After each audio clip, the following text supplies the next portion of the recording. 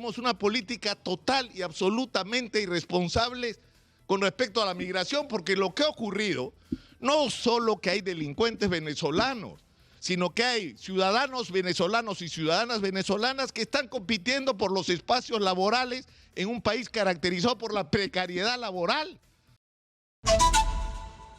Escuchamos que el gobierno está lanzando una iniciativa para tratar de responder de alguna manera a la enorme presión ciudadana que hay por la crisis de inseguridad, que tiene como uno de sus factores la presencia de delincuentes extranjeros en el Perú, y particularmente venezolanos. Se nos da como una de las respuestas la decisión de expulsar de manera express del país a aquellos ciudadanos extranjeros, y está claro que esto va dirigido fundamentalmente a los venezolanos que tengan una permanencia irregular en el Perú. El problema es bastante más grande y bastante más complicado de lo que se pretende. Y hay que remontarnos a cómo es posible que estemos en esta situación. O sea, cómo es posible que nos ocurra que, para empezar, ni siquiera sepamos cuántos venezolanos hay en el Perú. Porque las cifras van del 1,5 millones, 1.600.000 a los cerca de 2 millones de venezolanos. Porque el Perú no solamente ha sido país de destino, sino de tránsito de los venezolanos que iban hacia el sur del continente, hacia el sur de Sudamérica. Pero ¿cuál es el origen de todo esto? Porque es algo que hay que recordar para aprender de nuestros propios errores.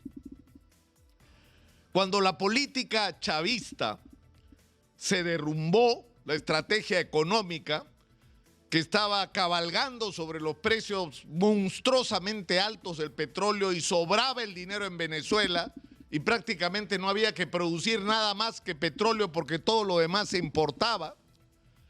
Y cuando el dinero sobraba, es cierto, para invertir en salud, en educación, en vivienda, pero también en bonos para todo el mundo, y no se invirtió en el progreso de la economía, en la mejora de las instalaciones de sus principales productos, que eran el petróleo y el gas, o en diversificar la industria y la agricultura. Exitosa. Lo que ocurrió cuando se cayó el precio del petróleo es que se derrumbó la ilusión. Y si bien hay hasta hoy un sector de la sociedad venezolana que se vio beneficiada por estas medidas del chavismo, que no solamente eran los bonos que andaban regalando a todo el mundo, sino porque el que no tenía casa de pronto la tenía y siente un vínculo político muy fuerte por eso, porque ha habido un cambio en su vida. Pero para la inmensa mayoría de venezolanos la situación fue insostenible. Se produjo una situación de crisis económica y de falta de abastecimiento tan seria que tuvo su expresión política. La oposición le ganó las elecciones al chavismo, a la Asamblea Nacional, el equivalente al Parlamento. Y lo que venía después de eso eran elecciones generales donde la oposición tenía que tener la sabiduría, como la tuvo la oposición chilena frente a Pinochet, de presentar un solo candidato y ganar las elecciones. Y ahí comenzaron los errores, por la nefasta influencia de la política exterior norteamericana, con una lógica tan primaria como esta. Si la situación económica ha asfixiado al chavismo al punto de haber perdido popularidad y perdido las elecciones, si los asfixiamos más, la gente se va a levantar y va a caer. Entonces, ¿qué hacemos? Bloqueamos, aislamos económicamente a Venezuela y se va a caer Maduro. Bueno, no se cayó Maduro, pues. Y no se cayó Maduro no porque no tomaran medidas severísimas de aislamiento económico, sino porque el descontento popular, que era inmenso, no tuvo en su momento una alternativa política consistente. Y por lo tanto la gente no estaba solamente indignada en las calles, sino estaba decepcionada y desesperanzada con la posibilidad de que las cosas fueran diferentes. Y por eso los muchachos que estaban en las plazas, en las calles, enfrentándose a la policía chavista, terminaron en los semáforos de toda Latinoamérica pidiendo limosna, porque perdieron la esperanza. Y nosotros, ¿cuál fue nuestro papel? Nosotros ayudamos a enrumbar las cosas en una dirección distinta. Nosotros reconocimos a Juan Guaidó como presidente cuando ni siquiera toda la oposición lo reconocía como tal. Hicimos algo mucho más grave, abrimos las fronteras y eso lo hizo Pedro Pablo Kuczynski, que vengan todos. ¿Por qué? Porque pensaban que Maduro se iba a caer ahorita y de ahí iban a regresar. Bueno, no pasó pues. Y se abrieron las fronteras de una manera absolutamente irresponsable, sin ningún plan. Y hace años que tenemos un problema que va más allá de la presencia real de delincuentes venezolanos, de bandas criminales altamente sanguinarias, sino que tenemos por lo menos 1,5 millones de personas, 1,5 millones de personas, que significa gente que necesita vivienda, gente que necesitan sus hijos colegios, gente que necesita atención de salud, que necesita transportarse, gente que necesita trabajar para poder comer porque vinieron con una mano adelante y la otra atrás. ¿Y cuál fue nuestra política frente a esta situación? De saber quiénes de estas personas que ingresaban tenían calificaciones que nos podían ayudar a resolver nuestros propios problemas. Ni nos lo preguntamos. Ni nos lo preguntamos. Esto ha sido un desmadre y una cadena de irresponsabilidad tras irresponsabilidad, que va por un lado desde una política exterior equívoca. ¿Se acuerdan del Grupo de Lima?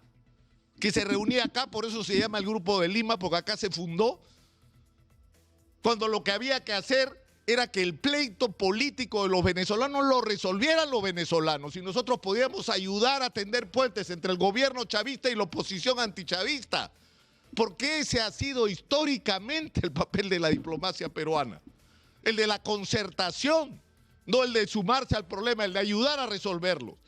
Pero no solamente no hicimos eso, sino que por el otro lado tuvimos una política total y absolutamente irresponsable con respecto a la migración, porque lo que ha ocurrido, no solo que hay delincuentes venezolanos, sino que hay ciudadanos venezolanos y ciudadanas venezolanas que están compitiendo por los espacios laborales en un país caracterizado por la precariedad laboral y por la informalidad. Y evidentemente que hay una tensión en este momento en la sociedad por esto y sobre todo cuando la crisis económica se nos pone complicada, ¿no? Cuando los empleos se reducen, cuando los ingresos bajan, cuando si él maneja un mototaxi y es venezolano te está quitando la chamba. Ese es el sentimiento que tienen muchos peruanos en todos los niveles.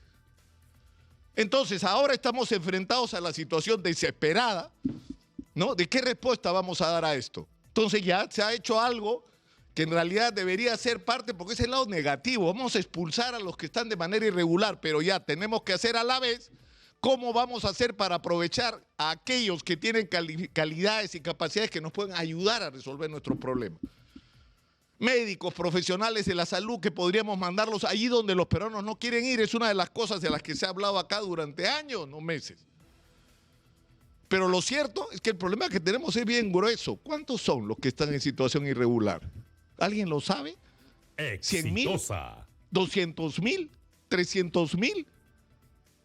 Es decir, las autoridades ecuatorianas y colombianas han dicho clarito, por acá no pasan, ¿ah?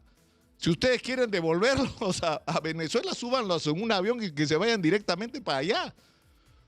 ¿Cuántos aviones vamos a tener que usar?